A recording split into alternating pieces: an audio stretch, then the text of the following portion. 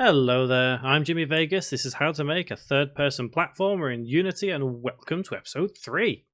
So this episode we are going to take a look at bringing in a player to our game. So we'll need to build up a little more of our scene here.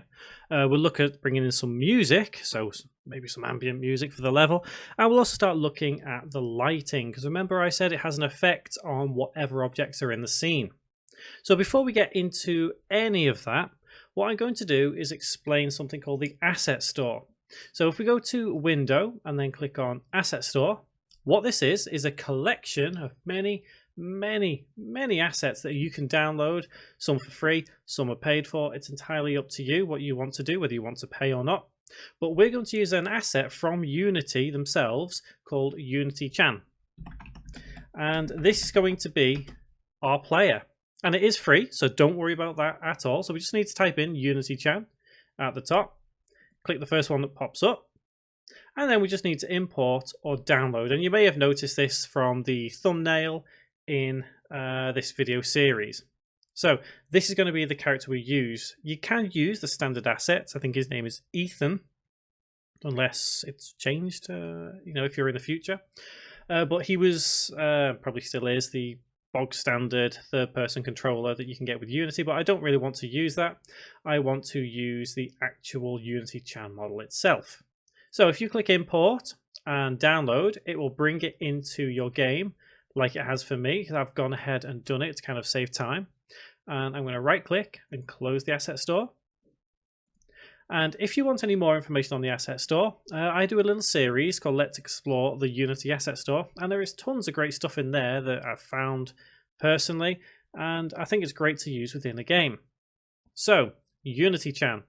We've got it right there, but let's build up a little more for Unity Chan to actually run around on. So let's take our double block base right here, hold Control, press D, and bring it. So we've got a bit of a walkway going on there.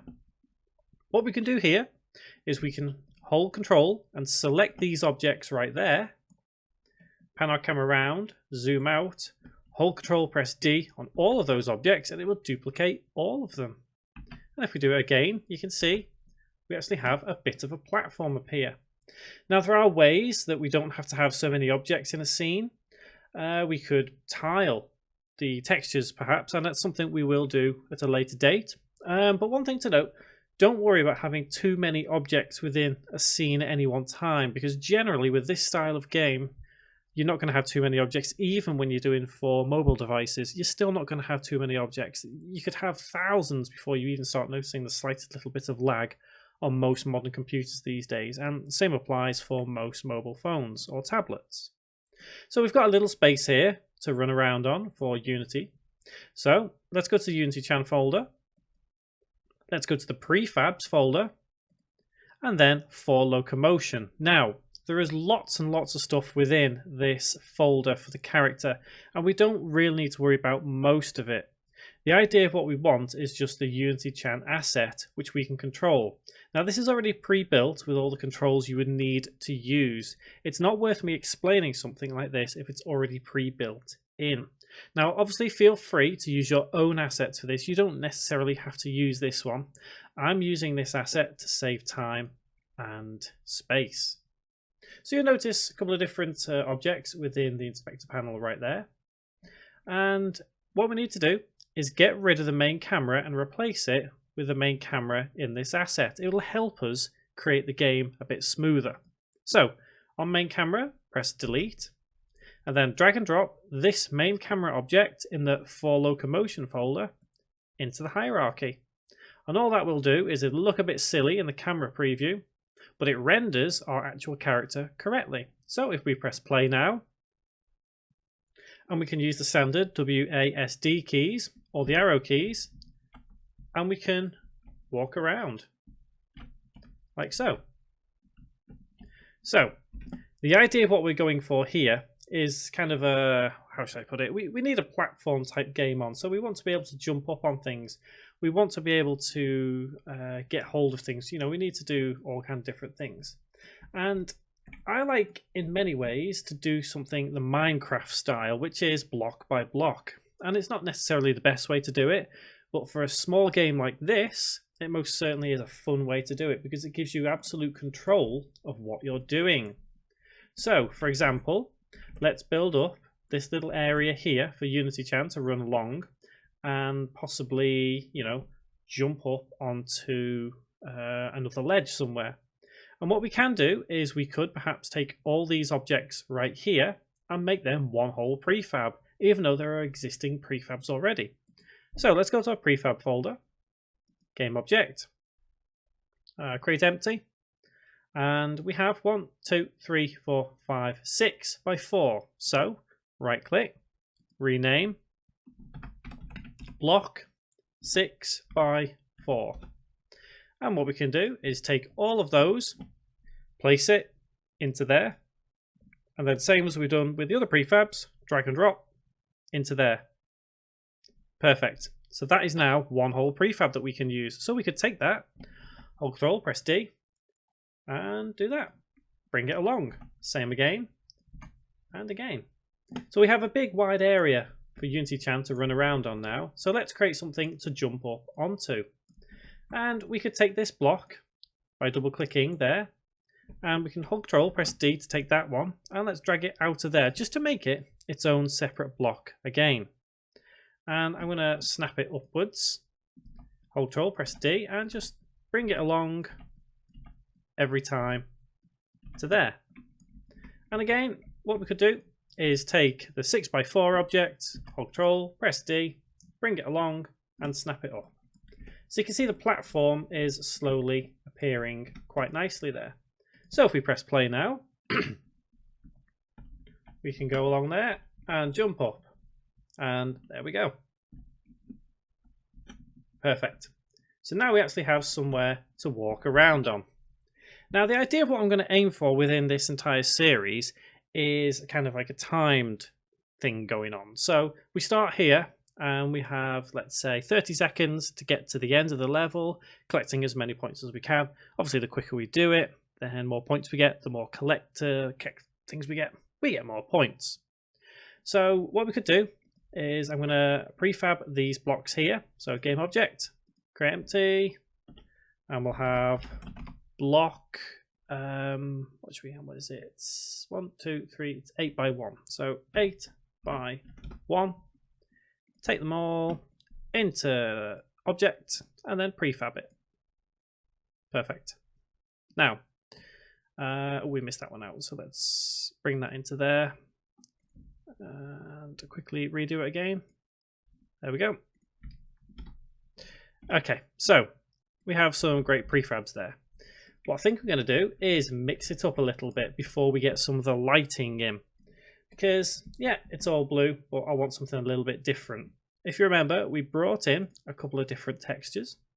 So let's have, let's have this material for the red on that block there, that block there, that one there, just to be a little bit different.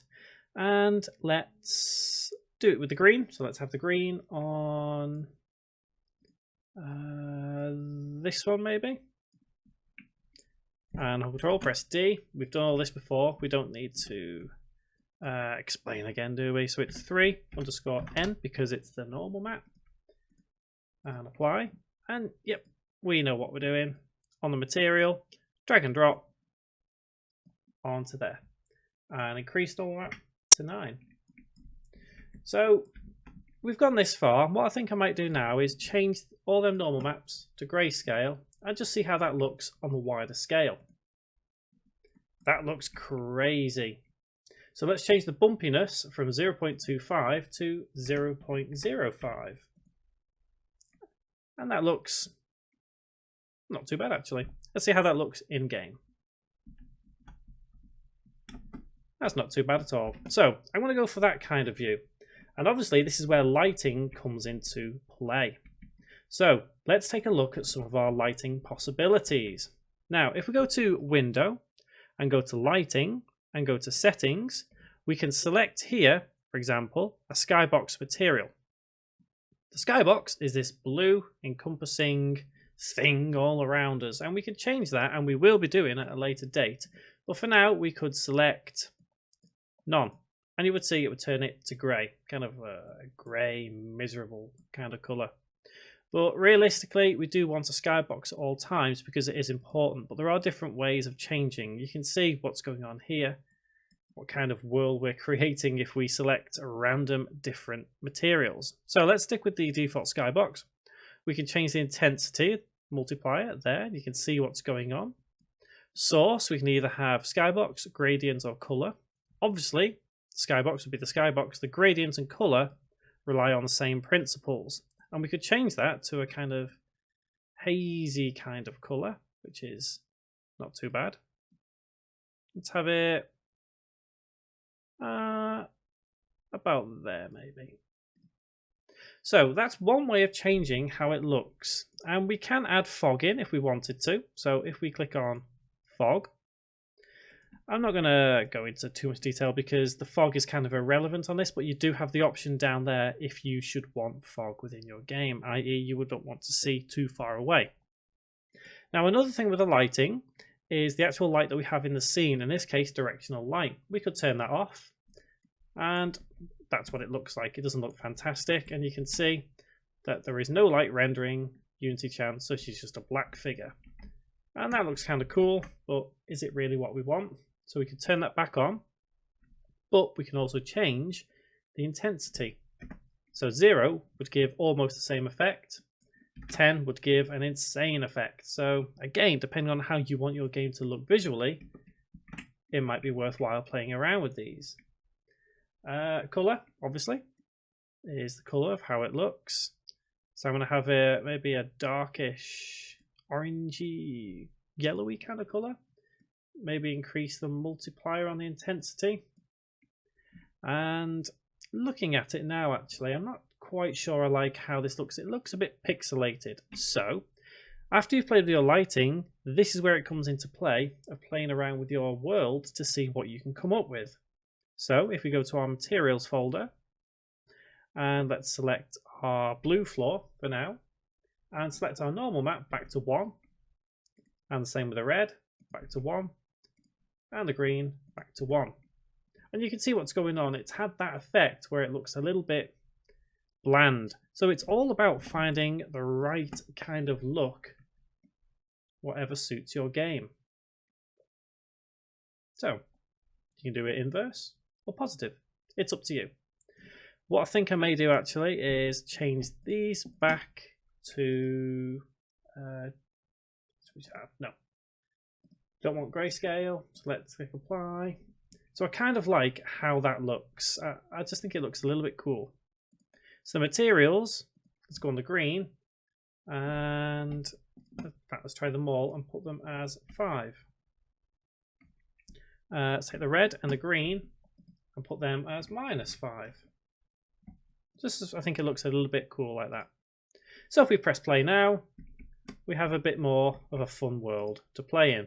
And now obviously we will get to the skybox, but if you want to, by all means, go ahead, search for a skybox and do what you need to do. But obviously the different effects you'll have depend on what you have set here in the environment. So if we press play, we can see what kind of effect that's having right now. Okay, so I'm going to set the intensity multiplier up just a little bit. Maybe, in fact, I'll close that and try that again. Maybe have that as 0.25. And as I say, we may change it. So, last thing we're going to do in this tutorial is let's have some audio. So, in our assets folder, let's right click, create, folder, and let's have audio. And in here, we're not going to have too many audio files, so we don't need to kind of create too many folders. So I'm just going to drag and drop this level audio, which you can use if you want. It's just something real quick thrown together, which is probably not suited to this style of game, but it's entirely up to you. Feel free to find commercially free music and all kinds of stuff like that. Kevin MacLeod does some fantastic stuff if you want to check him out. And all we need to do is on the main camera, drag and drop that level audio onto the main camera. And down here, we want play on awake ticked and loop tick because we need to kind of have it going constantly, as it were. But I want the volume to be quite low. So I'm going to have it as 0.1. and press play. So there we go. We actually have something quite decent going on here. Okay, so we've pretty much got a working version, a very early working version of this game going now. And next episode, what I want to do is bring in some more of this stuff. So I want to expand this world a little bit more, so we actually have something decent to play on. I want to bring in some UI and some collectibles as well. And we'll probably also look at this start and finish object as well. So we'll start here. The finish object is all the way over here. So until that next episode, guys, thank you very much for watching.